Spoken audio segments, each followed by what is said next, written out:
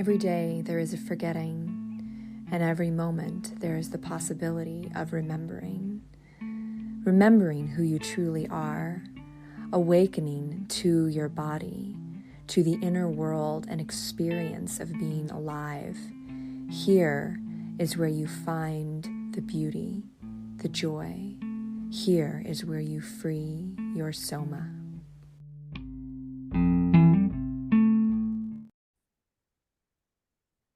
Hello, everyone, and welcome to the Free Your Soma podcast. I'm here today with Kylie Clifford. She is the owner and founder of Berta Skincare. She's a holistic esthetician and a graduate of Radiance. And we're going to talk today about her somatic transformation, her somatic awakening over the last year, because it's just like a little over a year since we started working together and since we met each other, Kylie. I know, it's crazy. Yeah. So maybe you could say a little bit about your, what kind of condition were you in when I met you? Because we met at like a farmer's market where I was doing some somatic demos and you were selling your skincare line, right? And you heard that I did this thing and your eyes like widened and you were like, there's this story of the last 10 years about my back that I feel like I need to tell you. Right. Yeah, I remember when I met you, I thought you were a massage therapist, and I asked, I was like, oh, you do massage? I'm interested. And you're like, no, I'm a somatic educator. And I was like, I had no idea what that was. And you started explaining it. And I didn't understand fully what you were talking about at all.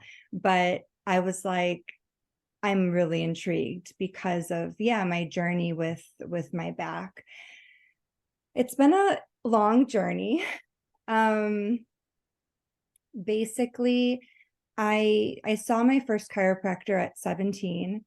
I was told that this was like an alternative way of health, of staying healthy, of boosting your immune system. So you could go 3-4 times a week and get adjusted. And so I was like, okay, this, I liked how it felt. It was kind of like set up like an assembly line. I would just get my adjustment, and I've never had a bad experience with a chiropractor. I love them, but that was how I started. And then at 21, I got into a moped accident, and I fell on my left side of my face, the left hip and the left shoulder, just like bam on the floor. And it adjusted my body to where I would start throwing my back out every year, at least once a year from the time I was 21. And so now my relationship with the chiropractor kind of changed. It was like, now I need to go to the chiropractor. But I was still going, 3 times a week or so. And if I didn't go, I would be in pain. So I became really dependent on chiropractors to get me out of pain and to keep me moving through life. And then the pandemic happened and I couldn't see a chiropractor. So a lot of fear arose in me and just, not knowing what to do. I was still working out. I've always worked out.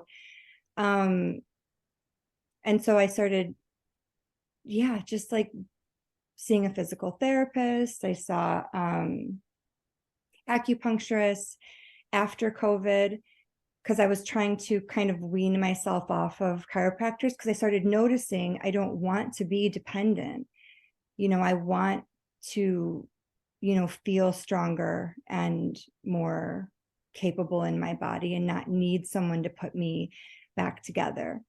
And so then, when I started working with you, it was like the somatic awakening happened. And I started kind of unraveling like, wow, what have I been doing to my body? Like I've been working out, CrossFit, lifting weights, I was doing mobile spa work at the time. So I was carrying my massage table up flights of stairs, driving a lot, coming home late, putting on 4-inch heels, going out dancing for hours, like my poor body. And it was just so tight and so constricted.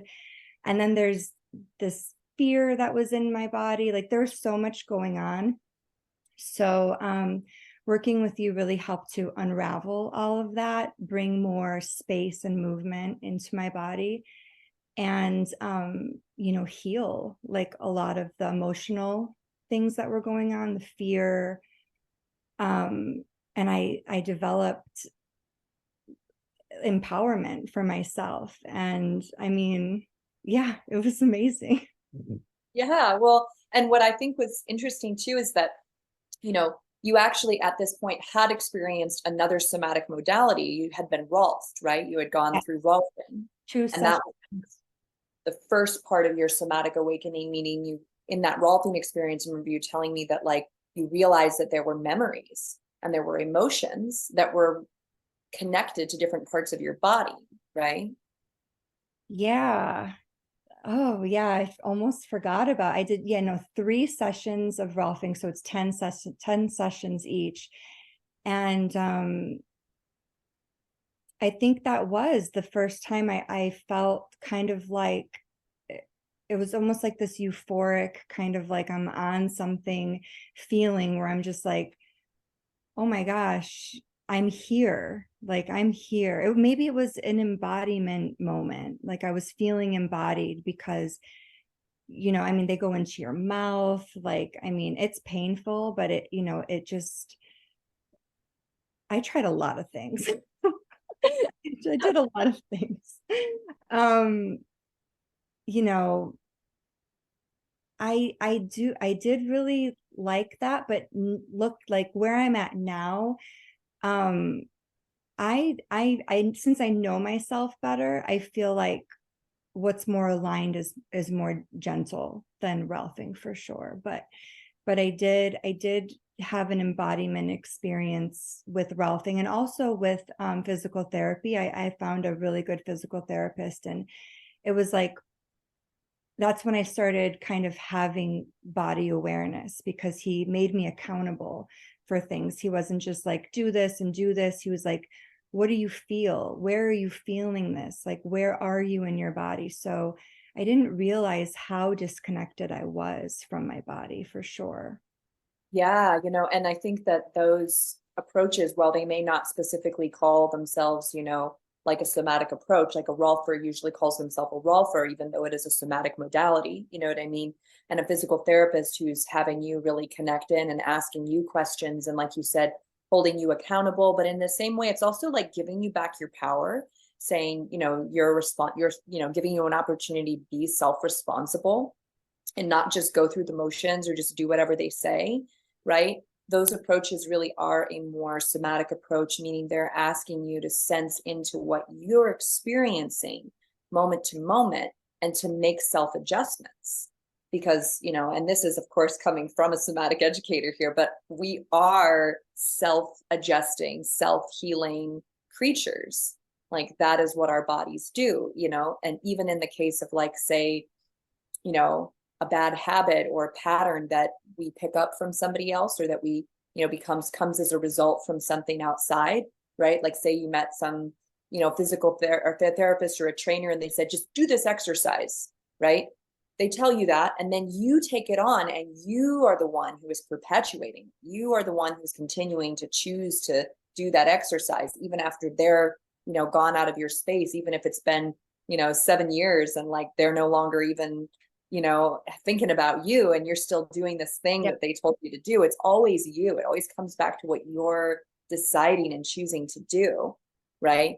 But so often we're trained to like imagine that it's somehow happening out there, right? When it's actually happening in us. Yeah, and I think that that's the problem, with what I was doing, is I was being told what to do and just going through the motions of doing it, and almost like autopilot. And it ended up being more destructive because I was overcompensating. I wasn't doing it right. I was just getting it done, movements, And so, yeah, I mean, it's funny. That's not how, things are. Like the world, a lot of instructors, a lot of therapists, like they don't work somatically. And so it's, yeah, it's really interesting. like the Yeah. difference. Well, and it's a retraining, of that checking in with ourselves and actually asking, how do I feel? Where is my body right now and what is it feeling? We're often, from the time we're children, we're trained to override that so that we can operate in a certain way, so that we can fit into the mold of going to school, so that we can fit into the mold of our family, that we learn to override our internal sensations and not be present to them in order to be part of society. So true. It's so true. And a lot of our parents didn't know how to, raise us to advocate for ourselves and to be self, sensing. You just had to be a good girl, do the right thing. And so, yeah, you do lose. I definitely lost that. I don't know if I ever had it, but I grew it. I gained it. And you did so in such a short amount of time, considering how long this stuff was going on. Like we were just chatting a little bit before this interview began, and I asked you, how are you feeling? And you're like, oh yeah, I feel good. And you're saying your back feels good. And like, it's amazing that you can go from having this entire story of 10 years of your back being this big, overwhelming, fearful challenge to sitting here saying you feel good. And that's like a new reality, a new normal that you're getting to experience. So to go back a little bit into when you joined the program, we'd already been working together one-on-one, and I invited you into the program. And then in the program, we just go on a really deep dive of this stuff. And I remember you talking about how things were really shifting in your body. Do you kind of remember that time? Do you remember kind of the beginning of this? If you can go back, like, what did you experience when your body was shifting? What things were showing up for you? Oh gosh, I don't even know. I think I remember being really tripped out at afterwards, how my posture was like perfect. I felt like, I don't even know, not myself, just like perfect upright posture. And it didn't hurt. It didn't take any effort. And yeah, I think I remember that being like the most exciting part, because I've always wanted good posture, and it's always been really challenging and exhausting for me to sit up straight, and it was like, yeah, just like effortless. So I was like, more please. Yeah. And there was also these moments, because we talk about stress and we talk about reflexive patterns. And, I know for me, as I started doing this work of unwinding, and I talk about this a lot in one of my first podcast episodes about releasing my belly. But for me, a lot of it was, what we call red light, or like a fear pattern that I had in my belly and in my legs, where when I wasn't thinking about it, when I was just relaxed, supposedly, right, and just, sitting in a chair somewhere, I would catch myself like squeezing my legs together. They'd just be squeezing, and I'd have to like consciously stop squeezing them, in the same way that maybe someone catches themselves slumping and then they straighten themselves up. They're like, oh gosh, I'm slumping, in this terrible posture. And we straighten ourselves up, or I would relax my legs apart. But as soon as I wasn't thinking about it again, that pattern was back, because it was this unconscious pattern in my nervous system that was running. Do you remember some of the patterns that were showing up for you? Yeah, definitely fear in my lower back. It was kind of like I started noticing, if I was driving with my husband, and he's kind of a crazy driver, and he would kind of like, do a quick move, and I would tense my back and my stomach. And I noticed, when I had stressful conversations with family members, same thing. I would tense my lower back and my stomach. And what else?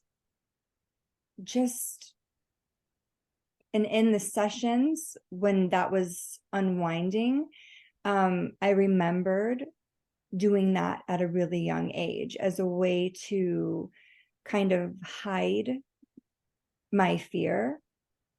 so it didn't show up on my face. So I remained calm, cool, and collected, but my body, especially in that, core region, would be super contracted. So it was a coping mechanism. It was a way for me to, keep myself safe and grounded and together. And if I was doing that since I was, 12 years old, I mean, that's a lot of contraction and emotional contraction that needed to be, let go of. And how else are you supposed to do that? Like, that's why the program was so cool. It's because, I'm a spa girl. Like, I get massages, I go in saunas, hot tubs, all the things. And it still I wasn't able to make that connection with my mind and body to let go. And so, yeah, I was just like really thankful for that. And I remember, there were days when, I would cry in sessions, be like completely like mind blown in sessions, there's just so much that happens because it's a lifetime. It's so much that we go through. Yes, absolutely. And, when I would try, honestly, to do it alone, it was a lot for me to try to do this stuff alone. It took me a really long time to develop a daily practice of this because of all the things that would show up and feeling like I didn't have anyone around me who could relate to this stuff that I was experiencing and that could make sense of it with me, And so when I finally officially started my somatic educator training and then really took this on, it was so powerful to have other people with me on this journey.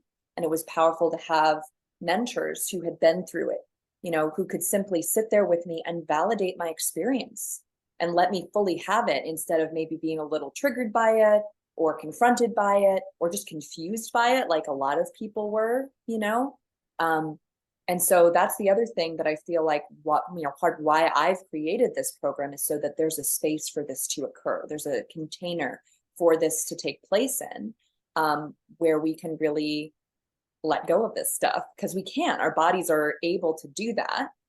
They're made to do that. It's not like this. I think we were talking about this before the podcast started too. This technique is not like some special technique that like someone created. It's actually something that somebody discovered and then built a system around this nervous system mechanism that we have. And that's part of what makes it so potent and also makes it so that it kind of goes with anything that you might decide to do with your body, which is another piece of this that I feel like you've been discovering is like actually asking that question, what does my body like to do? Because you've also, like many of us, like me as well, we get it very disciplined or we get very programmed to think that like we should be doing certain things with our bodies. And then once again, ignoring what our bodies are actually saying about that activity or that situation or that relationship, right? Mm-hmm. For sure. It's fun to pay attention and to to feel into like, oh, even if it's just like hanging out with certain people, like, oh my gosh, like that was so fun and I feel so good, and then maybe noticing, another experience where you're like, oh, I feel kind of drained, and just like paying attention to the, things like that and yeah, how you feel. I know working out has been definitely a thing for me because it's what I was told you do 3 times a week to stay healthy and to to just have a healthy lifestyle. And so that's what I've always done. Never really enjoyed it, but that's what I do. And the repetition of things and movements and learning now that that's not really what my body likes. My body likes dancing and swimming and walking and trying to let go of what I always done. And it's tough because sometimes I'm like, I'm not doing enough. But yeah, the somatic awakenings never end. It feels like it's just keeps on going. And yeah, and the daily practice, like I was like hungry for it. I was like, I remember I wanted to do as much as I could because I was feeling so much and unraveling so much. And I wanted it all. But I think you do have to be ready for it, because even though it is these gentle movements, it can be, like you said, like really hard, and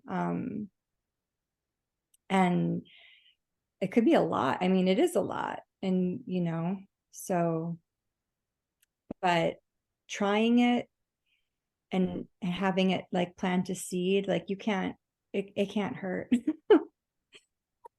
Right, right. Well, and part of, developing this skill, because what you have now is a skill of being able to, when your body's asking for it, when you want to do it, you can lay down and you can use this skill to turn off the tension in your body, and even if you didn't do it, say went on some, period of time where you didn't do it for like 3 months, your brain would still have those pathways, even if you weren't using them for 3 months, and you would never be starting at square one again after this program, right? And sometimes it's stepping away from something and feeling the absence of that thing that is part of the learning of why you were doing it to begin with. Mm-hmm.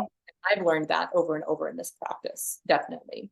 So obviously in the program, it's a strong encouragement that everybody, at least experience what a daily practice is like, even if that's 5 minutes, up to 20 minutes a day, that you're being invited to do that during the program, to get the most out of it, to build that skill level. But then, once people finish the program, it's going to be kind of, in a way, their own journey with their relationship to their body and how much they're going to do of this practice, after the program ends, And some people are going to have their bodies demand a daily practice for various reasons. And there are other people where their bodies aren't demanding that right now, but they know they have that ability when the time comes, when something shows up in their lives and they need that extra support in their nervous system, right?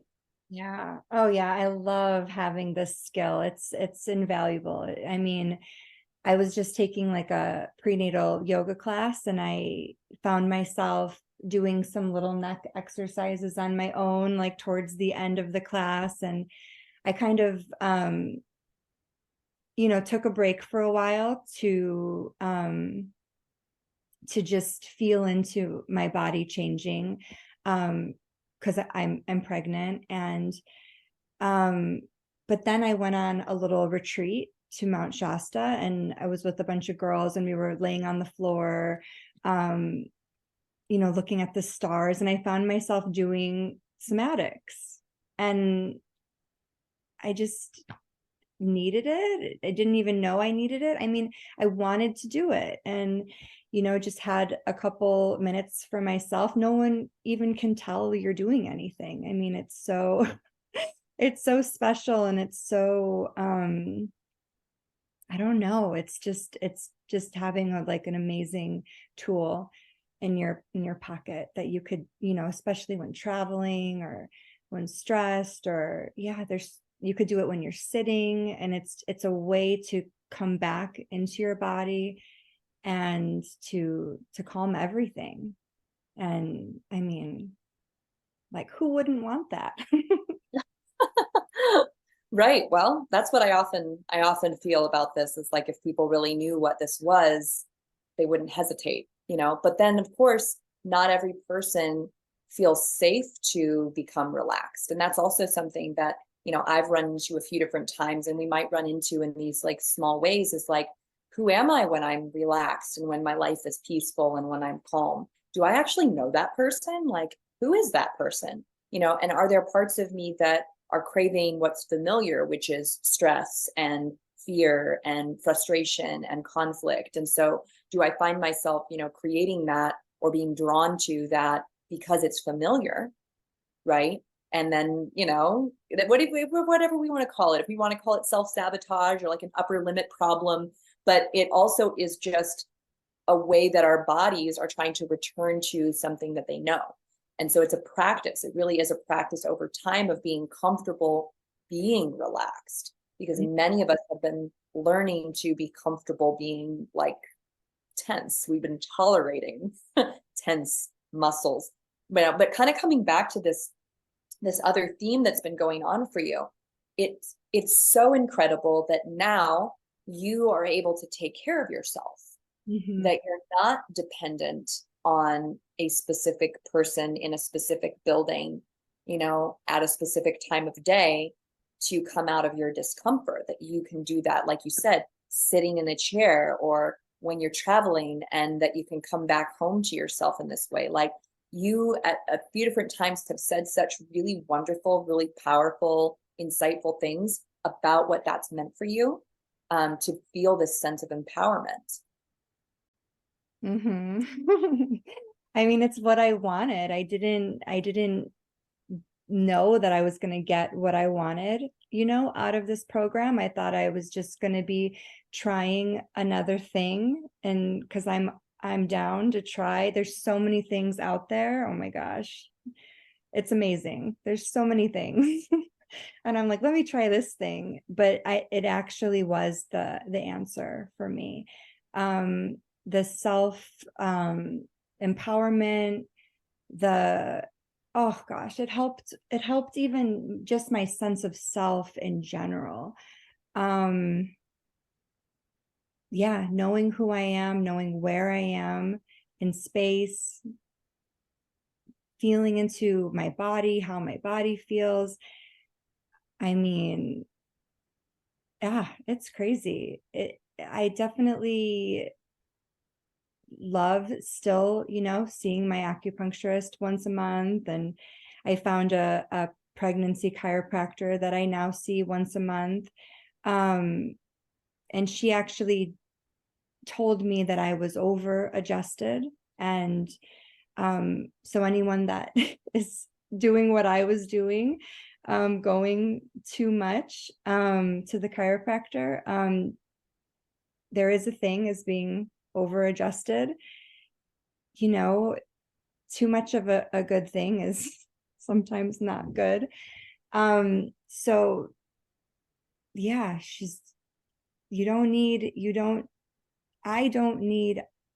most of us don't need someone else coming in to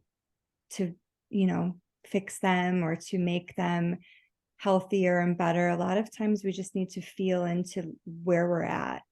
And yeah. I don't even know. It's so much, but it's everything to be empowered. Because I remember, oh gosh, we went on our honeymoon, me and my husband, and I threw my back out. We were in Greece.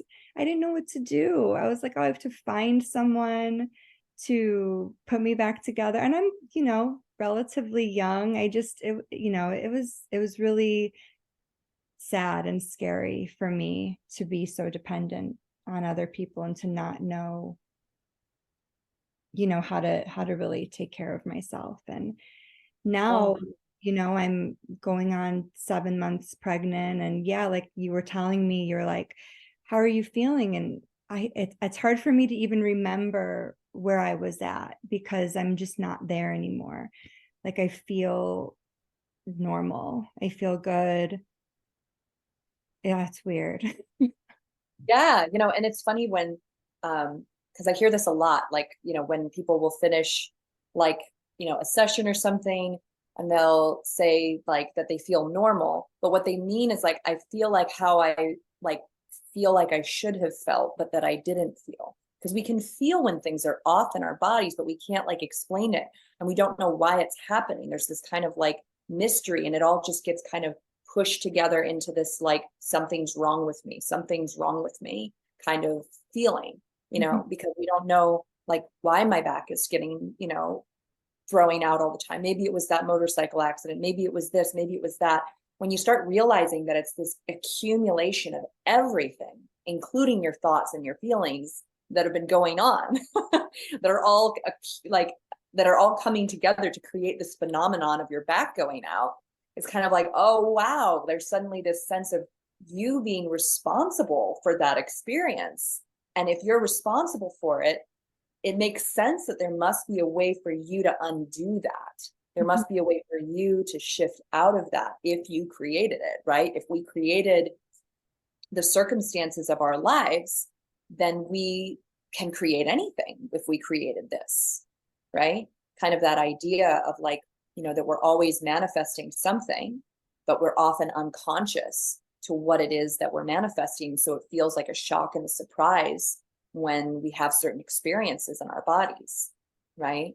But, you know, to kind of go back to what I remember you saying, I remember you sitting, it was probably like November, December last year. We had just started the program, like October 28th, I think. And you were sitting there and you said to me, am I really going to know what my body wants?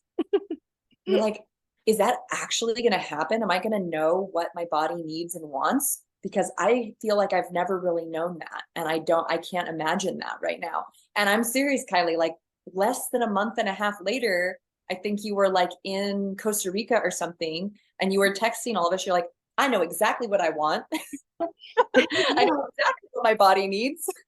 It's so weird because I don't even remember, but it's so true. It's like, and I have those two trips to kind of remember.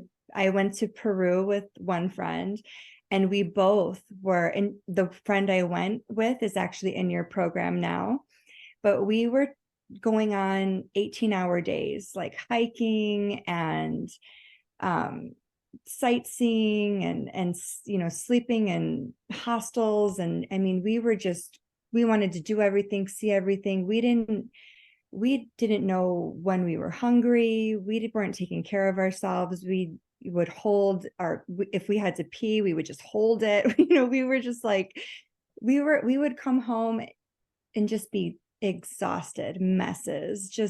We both ended up getting COVID on this trip. Like we both were just dying because we wanted to do and see everything and couldn't figure out or tap into what we needed. And then fast forward to Costa Rica with my other friend, who's also in your program right now. That's so funny. And we just, well, I mean, I was able to fully take care of myself. Like I would wake up, I would do my little movements, we would eat breakfast, you know, we went to a festival. So we would, you know, take a car to the festival and then, you know, party and dance and swim. And then we would eat dinner, go to the bathroom when we needed to, come home. We weren't going out all night. We weren't stressing our bodies out. We were really taking care of our bodies. And so when we came home, it was like we actually went on vacation. When I got back from Peru, it was like I needed a vacation. So yeah, big difference. Yeah. And I remember you, you know, messaging us with this sense of feeling, this sense of empowerment of like, you know, that you're really like listening and taking cues, and that you could kind of support your friend in that state, that you could actually have the capacity to notice her and her needs and accommodate them while also like having good boundaries with your own needs. Yeah. Like there was this sense of being able to like do more than just survive. Totally. Yeah, we took breaks. I taught her some somatics. We laid, we took naps. You know, it was everything. It was like really enjoyable versus like the kind of FOMO energy of like needing to do it all, see it all, and just not take care of yourself. Like that wasn't it. It used to be it for a lot of my life, but you know, yeah, I like this way better. It's a different era in your life because now you're becoming a mother, and that's going to be all about finding ways to balance out not only yourself, but yourself in relationship to another little being who's going to be very dependent on you, you know? And so, I mean, I'm really I'm really excited that, you know, there's going to be another mother out there in the world who is practicing their own somatic awareness, because your kid is going to experience that. Your kid is going to grow up with this reality of, we don't have to hold on to the stuff in our bodies physically that we would otherwise hold on to, like, because you have that experience of being able to let that stuff go, you know. So they're automatically going to be, you know, given that perspective simply because that's something you've spent time doing. Mm. Yeah. Oh, excited too. All the things to come.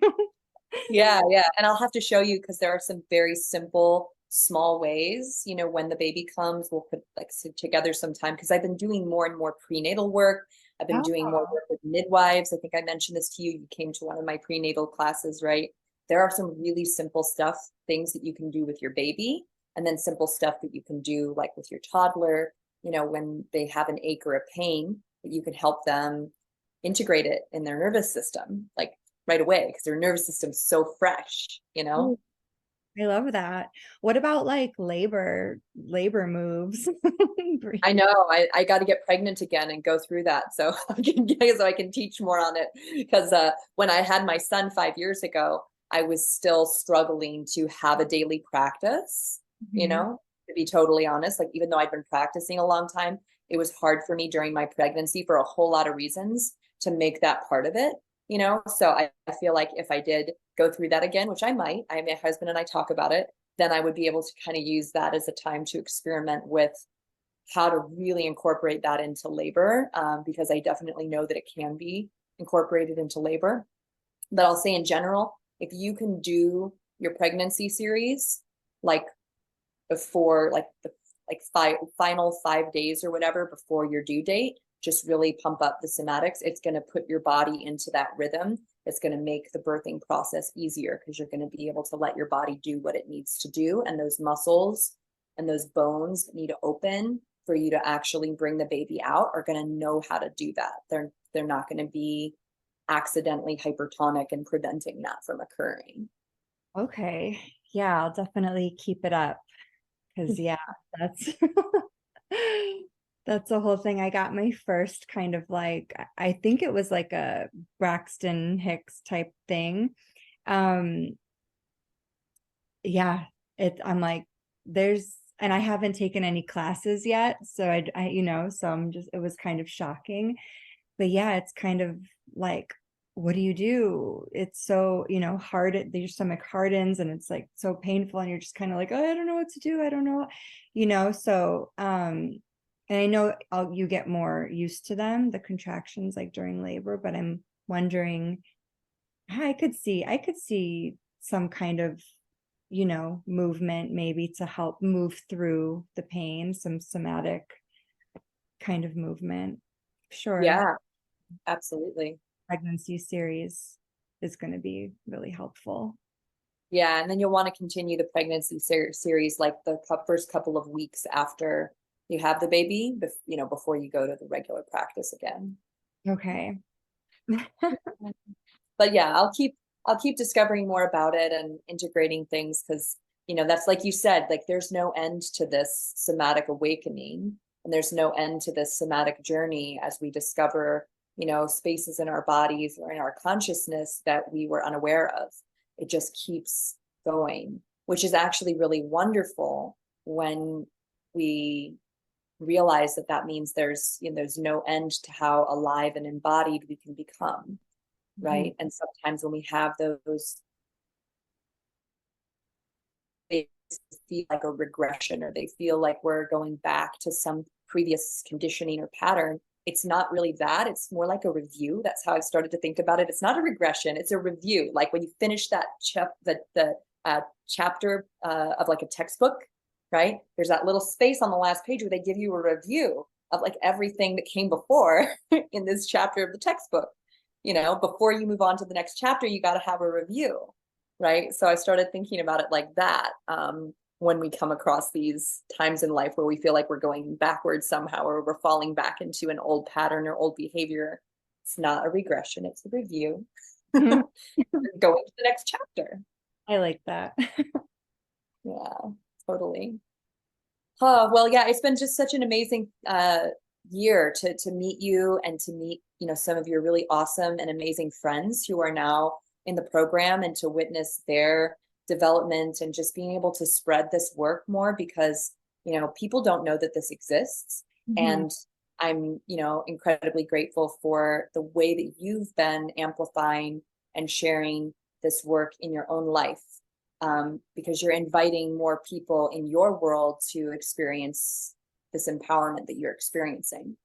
Thank you. Yeah, I mean, the physical, I was, mostly concerned with the physical, but what came with the physical was a lot of emotional. And so that's actually what I've been sharing with my friends. And I haven't even really been sharing, they've been seeing and feeling. And so then we just start talking about it, like the self-regulating aspect of it. During the program, I had found out that my grandma only had like 3 months to live. And so the practice also helped me, mourn the loss, helped me deal with the grief, helped me move through everything. There were times when, because it's long. So there were times when I, had to go home, spend time with family.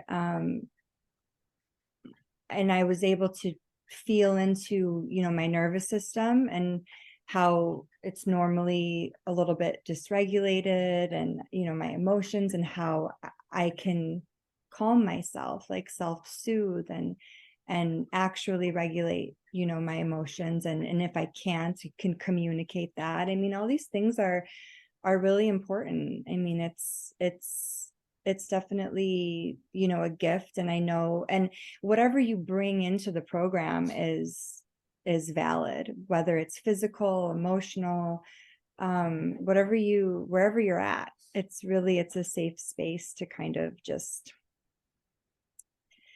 let go of everything and feel into everything. And it's a lot.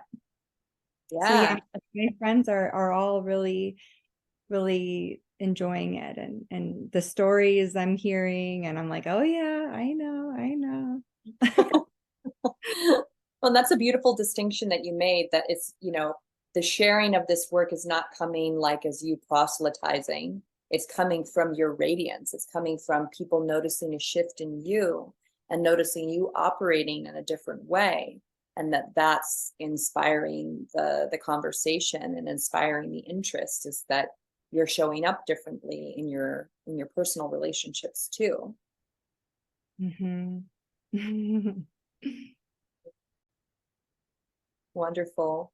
Well, thank you so much for coming on today and sharing your story, sharing about this awakening that you've been going through. I know it's going to continue. We're going to continue to to know each other and evolve, as we do as human beings. Mhm. Yeah. Yep. And I'm excited for this next phase in your life, as you, kind of let go of who you were before and step into motherhood, because as you'll discover, it's quite a transformation in your body and in your nervous system to have a little person in your world. Yeah, and then the hormone shifts and all the things. I'm like, okay, I'm here for it. Let's see what let's see what happens. And yeah, I definitely, feel supported in, embarking on this. And last year, I don't know if I felt that way. So was it last Yeah, year? it Long, seems longer ago, doesn't it? Because yeah, somehow it seems longer ago, because you've been through so much between now and then. yeah, It's only a year ago. yep. Yeah. Yeah. It's funny. One other woman that I worked with last year, about 2 months into, we did like one session, and I have this happen sometimes where people just do one session. I tell them to do, some movement every day, and they just do it, and they just get really into it. So she just started doing it every day after that first session, and was really getting it. And within 2 months after that, she became pregnant. And she said that she'd been trying for a while and she hadn't. And she felt that this put her body and honestly, like her spirit into a space where that was just going to occur for her more easily because she didn't have these blockages in the way. And she wasn't in this state of dysregulation that she had been in. So I'm sure that that played a part in like making your body like a place for this to occur more smoothly for you. Yeah, that doesn't surprise me. I mean, yeah, I've heard so many things that come up for people, and yeah, so many, yeah, it's crazy. But yeah, I got pregnant pretty fast. It was like, pretty much after the program, I was like, oh God, hey guys, this is my news. And that was actually one of the many reasons, why I wanted to do the program too. It was, I was calling in, something, gentle and I wanted to know myself more, to be more connected to myself, and to prepare for this next chapter and feel stronger. Yeah, and I do feel stronger. It's weird. It's really weird. Doing less makes you feel stronger sometimes. And because you're not worn out, you're not exhausted, and that's the same thing with releasing your muscles. Doesn't make them like weak or floppy. It just makes them ready to actually do what you ask them to do. Right. Yeah, I'm so glad we did this, because I feel, yeah, like I'm going to continue to work on letting go of that, mentality that I have to, do the class 3 times a week, do the weightlifting, and just feel into what my body wants. Maybe it wants it one day and not the next, and that it's okay, it's okay. Yeah. Well, one of the things you said, I'm not sure if you said it now or when we were talking before, but this idea that like sometimes if you're not working out, which is this thing that you've been doing since you were like 17, 3 days a week, weights, this repetition, et cetera, taking a class, the words you said were that I'm not doing enough. Mm-hmm. So kind of that phrase of like, kind of, I'm not doing enough. I'm not quite making the mark. It's a phrase that sort of insists that you're in some kind of deficit in your natural existence here right now as you are, that you're missing something. And that's just a question, is that really true? Or is that a perception that's linked to something else, that's linked to a past experience? Or, is that a belief that really is true, I guess, right? Yeah, I think it is, but I'm like in it now, so I have to do some somatics and get to the root of that, because yeah, it's definitely there. I'm definitely working with that still, like because I basically stopped working out, being pregnant, and that's one of the reasons why I feel so good in my body, is because I'm not doing so much. And but there is like this weird kind of like guilt, like that I'm not doing enough, that I should be, especially our culture. And I see all of these pregnant women jumping around and doing so many things. I'm like, oh, should I be doing that? And I could, but what does my body need? And yeah, it's interesting. Definitely. I know. Say that again. Like, what does my body need? And then finding the answer, and then being okay with that, and letting go of what could be good for someone else. Right. And I mean, maybe it's also connected to that FOMO that you mentioned too, that like, I got to do it all. I got to be it all. I got to have it all. Otherwise I'm behind, or I'm going to miss something. Right. And then, yeah. And then what? Versus maybe I am enough, and maybe I'm doing enough, and maybe working out is like this thing that I can choose to do if I feel like it. And it's okay if I'm not doing that, because I'm listening to my body. Somebody else's experience could be totally different. Somebody else could be like, working out feels really good, and if I don't do it, I feel not as good. But if that's not the case for you, you know what I mean? Right. And just like our food conversation, like if you're eating something and it's tied to, oh, I shouldn't be eating this, and you're eating it and you're like, you're also absorbing all of that guilt. And it's like, if I'm taking a class or working out and I'm like, oh, I don't really want to be here and this is hard, and am I really getting a good workout, or am I just going through the motions? Am I just going through autopilot? Am I overcompensating? And then I end up hurting myself. It's like, yeah, there's got to be a better way. Like if we're going to eat something, we have to enjoy it. If it's, if we're going to eat a donut, we just have to enjoy it and have it delicious. Be in full radical acceptance of that thing and what it is, and that, it could in some ways not be the best choice, and in other ways, maybe it is the best choice right now. And maybe, can we accept ourselves? I know. I just found this like amazing bakery where I live now. And oh my God, it made me want to cry. It was so delicious. I don't even know. It was some like chocolate croissant thing. And I was like, oh, I feel like I'm in Paris. I needed that moment. And it was great. No guilt. So it was, so that's how I want to live my life. Right. And the thing is too, when guilt shows up, it's just another feeling that's showing up to inform us about something. It's not like we have to completely avoid our uncomfortable feelings. Like they're going to show up. It's like, how can we work with them to get what the message is? What's the learning? What is my body trying to say? What is my nervous system trying to say? Is it pointing to this behavior or this donut or this situation and saying like, this isn't really in alignment? Or maybe it's coming from some previous conditioning that's ready to get integrated and let go of. It could be any number of things, right? We don't know. And we're just, kind of in this state of tension and contraction when we don't know, and when we're not able to connect in and ask those questions and get that feedback, right, from our bodies and our consciousnesses. Yes. And that's why, like, as a mom, like a new mom, I want to remember that. And I want to ask my, kid, like, how are you feeling? And, what do you like? And really like develop that sense of autonomy. Because I think that, it's so important, like to know who you are and how you feel. And it's definitely different for me. I don't think I had that experience. Like, when I was sad, my mom would be like, don't be sad.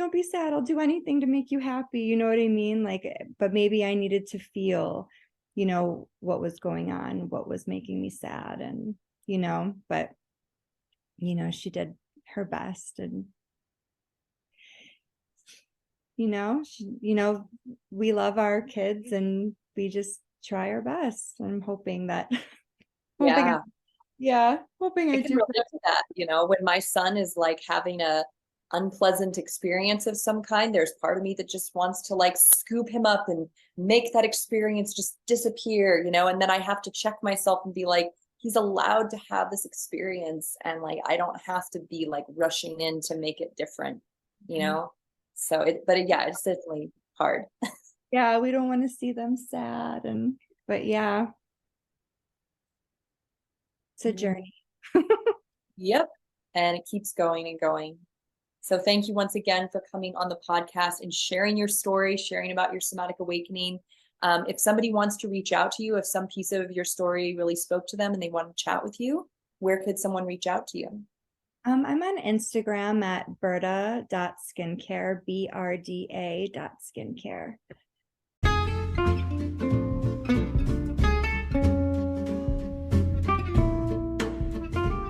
Hello, everyone. Thank you for listening to the Free Your Soma podcast. If you enjoyed this interview with Amanda and feel inspired to learn more about the Radiance program, please go to www.freeyoursoma.com. The next round starts November 4th. Podcast listeners will receive $500 off of the 6-month program.